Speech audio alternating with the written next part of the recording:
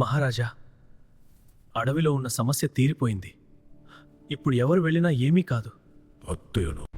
అవునా రంగయ్య, నేను కొంతమంది మనుషులను పంపిస్తాను.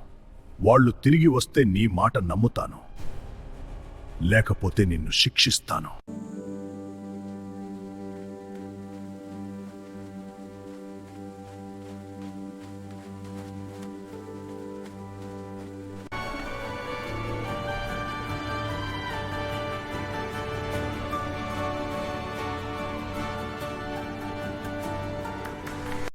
రంగయ్య, నువ్వు చెప్పినట్టే అందరూ వెళ్ళి వచ్చారు.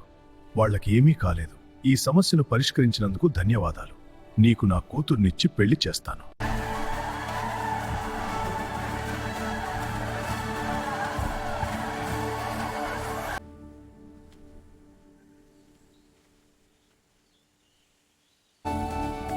Congratulations!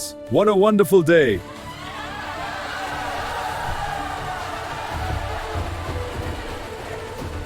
మూడు సంవత్సరాలు గడిచిపోయాయి.